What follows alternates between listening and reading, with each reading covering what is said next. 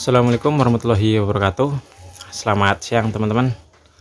Nah, ini siang-siang sudah mendung ya. Dan untuk kesempatan kali ini saya akan membahas tentang waktu yang tepat mengawinkan kelinci.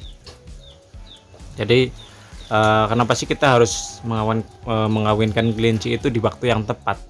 Karena nanti akan mendapatkan hasil yang lebih maksimal ya. Jadi akan saya jelaskan kapan waktu yang tepat untuk mengawinkan kelinci dan apa saja yang harus kita lakukan ketika mengawinkan kelinci.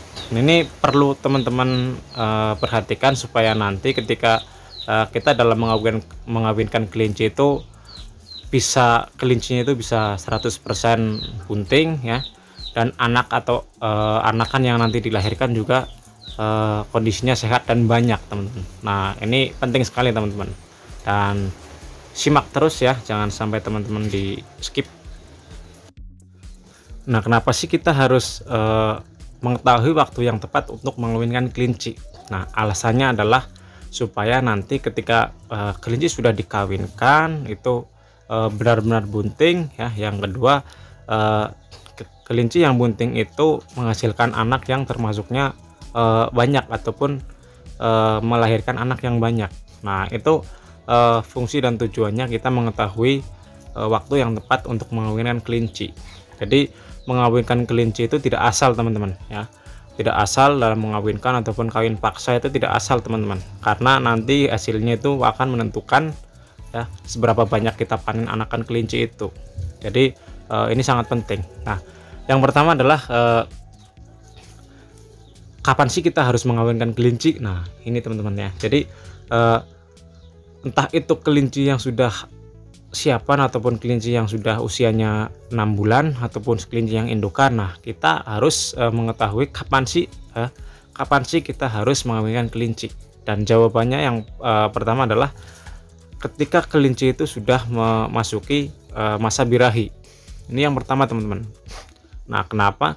Karena ketika kelinci sudah memasuki masa birahi, itu tandanya kelinci sudah siap untuk dikawinkan ataupun sudah siap untuk dibuahi dan mengandung ya, ataupun bunting. Nah, karena ketika kelinci sudah siap, nah otomatis ketika kita mempunyai jantan yang bagus, nah nanti anakan yang dihasilkan pun ya, anakan yang dihasilkan ataupun anakan yang dikandung dalam rahim sang induk itu nanti akan kualitasnya bagus-bagus dan anaknya itu bisa banyak teman-teman, karena indukan itu sendiri sudah siap untuk mengandung. Nah, itu alasan yang pertama teman-teman ya. Ini tahap yang pertama, yaitu sebisa mungkin kelincinya itu birahi dulu. Nah, jangan sampai teman-teman ya, jangan sampai kelinci tidak birahi tapi dikawin paksa. Nah, kenapa? Karena yang pertama itu bisa mengakibatkan kelinci itu stres ya. Akibat dari kelinci stres itu banyak ya. Bisa ketika mengandung itu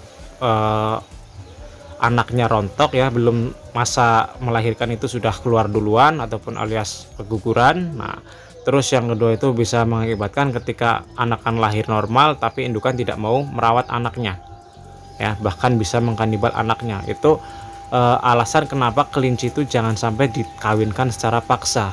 Kelinci tidak birahi tapi dikawinkan secara paksa itu menurut saya kurang tepat teman-teman.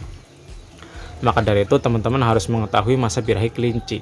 Nah, saya sudah pernah menjelaskan bahwa masa birahi kelinci itu sangat mudah sekali kita ketahui ya. Tinggal kita cek aja bagian kelamin kelinci betina, apa kelinci betina itu sudah birahi atau tidak, itu bisa terlihat teman-teman. Nah, bisa terlihat, tinggal teman-teman lihat kelaminnya, dipencet ya, dipencet bahwa kelaminnya itu berwarna merah ataupun masih putih. Kalau kelaminnya sudah berwarna merah ataupun merah tua merekah ya, itu tandanya kelincinya itu sudah sangat birahi dan sudah sangat siap untuk dikawinkan. Tapi ketika kelincinya itu masih kelaminnya itu masih putih ataupun merah muda, itu biasanya masih belum dikawinkan ya, tapi sudah memasuki masa birahi itu, tinggal menunggu waktu yang tepat untuk mengawinkan kelinci itu. Dan itu masa birahi kelinci ya. Jadi jangan sampai teman-teman mengawinkan kelinci secara paksa. Nah, itu teman-teman. Dan terus yang selanjutnya adalah cek kesehatan kelinci. Nah, kenapa sih harus mengecek kesehatan kelinci? Nah, jadi seperti ini teman-teman. Ada orang yang biasanya itu mengawinkan kelinci tanpa melihat kondisi kelinci itu ya, entah itu kelincinya sehat ataupun sakit. Nah, sakit dalam artian itu bisa disebabkan karena kembung, mencret, skabies, dan bahkan penyakit yang lain. Nah, maka dari itu kita itu harus cek kesehatan kelinci itu. Kenapa? Karena ketika kita mengawinkan kelinci dengan keadaan sakit, nah kemungkinan kelincinya itu tidak akan mau dikawinkan ya, karena kawin tersebut ya diibaratkan itu secara kawin terpaksa yang seperti saya jelaskan tadi ya, karena kelincinya belum siap untuk dikawinkan. Dan biasanya ketika kelinci dalam kondisi sakit itu tidak mau dikawinkan teman-teman, itu biasanya sepengalaman saya itu teman-teman ya. Jadi walaupun sakit ya, entah itu sakit skabies, mencret, kembung, dan lain itu, biasanya kelinci itu tidak mau dikawinkan. Dan walaupun memasuki masa birahi pun nantinya kelincinya itu tidak mau dikawinkan teman-teman. Nah, itu kondisi sakit ya, karena ketika kondisi sakit itu biasanya kelinci cenderung lemas, maka dari itu kelincinya itu cuma ya biasanya nyender di pojokan aja, itu tidak mau dikawinkan. Nah, maka dari itu teman-teman harus mengecek bahwa kelincinya itu sakit atau tidak. Nah, untuk menghindari kelinci tidak mau dikawinkan dan supaya nanti ketika proses perkawinan itu langsung cepat. Nah, itu teman-teman. Jadi sebisa mungkin teman-teman harus mengecek kesehatan kelinci dulu sebelum kelinci dikawinkan ataupun dimasukkan ke dalam kandang si pejantan. Nah, ini sangat penting ya. Jangan sampai teman-teman itu terlalu memaksa kelincinya itu yang penting dikawinkan, itu jangan sampai ya.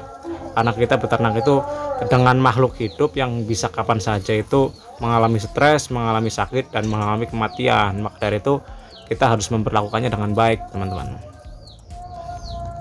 Nah, jadi ketika kelincinya itu sehat, nah kita bisa memperlakukannya dengan baik ya, bisa kita kawinkan teman-teman. Tapi dengan catatan bahwa yang pertama itu kelincinya itu sudah masuk birahi dulu ya. Kalau sudah masuk waktunya birahi ya, itu bisa kita kawinkan, dan dalam kondisi sehat itu lebih bagus lagi teman-teman. Nah, terus yang selanjutnya adalah saat proses perkawinan kita harus mengetahui teman-teman, ini yang biasanya teledor ya, biasanya sangat teledor ya. Biasanya itu masa perkawinan kelinci itu terbilang singkat teman-teman, tidak sampai berjam-jam, bahkan berhari-hari itu tidak sampai. Kadang ada orang yang mengawinkan kelinci itu dari misalkan dimasukkan ke kandang pejantan dari jam 7 pagi sampai sore. Nah, itu kasihan betinanya teman-teman, kasihan betinanya, karena si pejantan itu pasti akan mengejar-ngejar si betina itu. Maka dari itu teman-teman harus memperhatikan ketika kelinci betina sudah dimasukkan ke kandang si pejantan. Nah, biasanya ketika mengawinkan kelinci, kalau si pejantan sudah berhasil memasukkan alat kelaminnya ke alat kelamin betina, itu akan ada tanda-tanda teman-teman ya. Biasanya si pejantan akan berbalik ataupun berjungkir balik ya, roll belakang biasanya. Nah, itu tandanya kelinci si pejantan sudah berhasil menyuntikkan cairan ke dalam si betina itu. Nah, maka dari itu teman-teman itu harus memperhatikan, jangan sampai lengah teman-teman ya. Mengawinkan kelinci itu tidak sampai sejam 2 jam, tidak sampai. Biasanya saya mengawinkan kelinci itu sekitar ya paling lama sekitar 15 menit teman-teman ya. Biasanya ketika kelinci pejantan memasukkan yang pertama, nah nunggu jeda waktu untuk aktif lagi si pejantan, jadi butuh waktu tidak terlalu lama ya. Biasanya saya keberhasilan dalam mengawinkan kelinci ataupun pemasukan si pejantan ya, menyuntikannya itu sekitar 2-3 kali si pejantan menyuntikkan spermanya ke si betina. Nah, itu teman-teman, tidak usah terlalu lama. Nah, dan juga setelah si pejantan sudah berhasil menyuntikkan yang pertama ataupun yang kedua dan yang ketiga, ataupun sudah waktunya si betina diambil, tapi teman-teman harus memperhatikan si betina itu kencing atau tidak. Nah, seperti itu ya. Jadi si betina itu kencing atau tidak. Kenapa harus memperhatikan si betina kencing atau tidak setelah dikawinkan? Nah, alasannya adalah biasanya ketika kelinci itu sudah dikawinkan terus si betina kencing, nah itu akan mengakibatkan hamil semu. Itu sudah pernah ataupun sudah sering saya alami ya. Ketika si betina itu dikawinkan dan terus habis itu kencing, nah biasanya si betina itu hamil semu kalau kita tidak mengawinkannya lagi. Nah, itu pengalaman saya teman-teman. Nah, jadi sebisa mungkin teman-teman harus memperhatikan hal tersebut ya, supaya nanti ketika proses perkawinan berjalan lancar, dan setelah perkawinan itu kelinci betina bisa bunting. Jangan sampai teman-teman beranggapan bahwa kelinci betina sudah dikawinkan terus sudah berhasil. Nah, jangan sampai beranggapan seperti itu teman-teman. Nah, nanti setelah proses perkawinan itu selesai ya, kita cek lagi teman-teman ya. Ketika kelinci betina terpantau tidak kencing, kita cek lagi di usia 7 hari setelah dikawinkan. Dan cara pengecekannya saya sudah pernah menjelaskan ya, ada 4 cara pengecekan kelinci betina bunting muda ya. Tinggal teman-teman cari aja di beranda saya ya, scroll ke bawah. Nah, itu nanti bisa teman-teman simak ya. Dan ini sebagai gambaran teman-teman supaya nanti ketika teman-teman mengawinkan kelinci ya, itu tidak asal.